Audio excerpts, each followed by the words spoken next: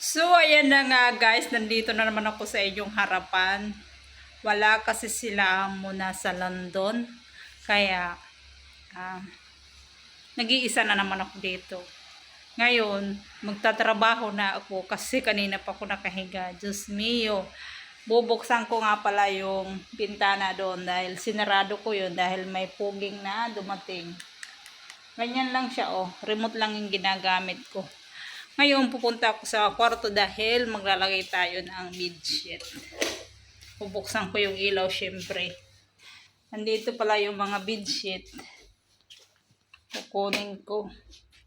Ayan, magulo pa dito kaya mamaya ayusin ko rin yan kasi kanina ba ako kakahiga, nakakasawa na rin sa higaan. So ayan, magtatrabaho na naman ako. Actually, malinis na dito, tapos na ang lahat. Kaso nga lang, yung kama pa lang hindi ko nilagyan ng bedsheet kasi tinamad ako kahapon maglagay ng bedsheet. Kanina naman, naglaba ako kaya sabi ko mamaya na lang hapon ako maglalagay. Si Kambal naman, napunta siya dito tuwing Lunes tsaka Miyerkules. Nakakaloka dahil pupunta siya rito, kakain lang, tapos matutulog, tapos aalis na, hindi siya nagtatrabaho. Anyway, dito pala siya nagtatrabaho pag nag-office siya. Tapos ako naman nandun sa kusina nagluluto. Sabi niya sa akin, matulog muna siya dito. Tapos pagising niya, kakain. Pag kakain, sasabihin niya, tulog ako uli. Pagkatapos tulog, alas 3 uwi na siya. So wala siyang ginagawa. Tapos bayad siya.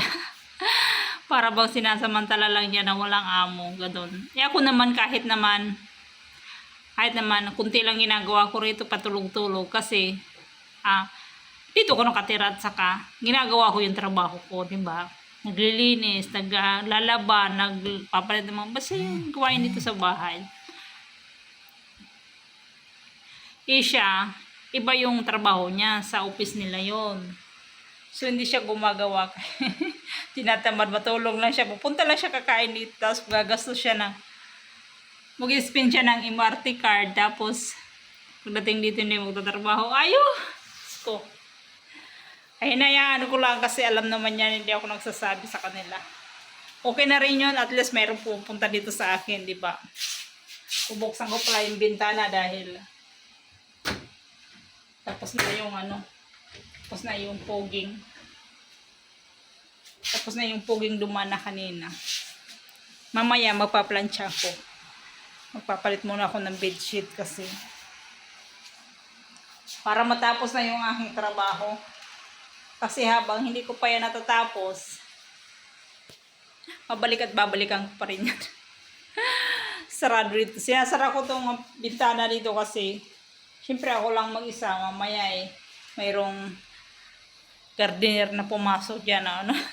Tapos hindi ko alam. Kaya sinasarado ko yan.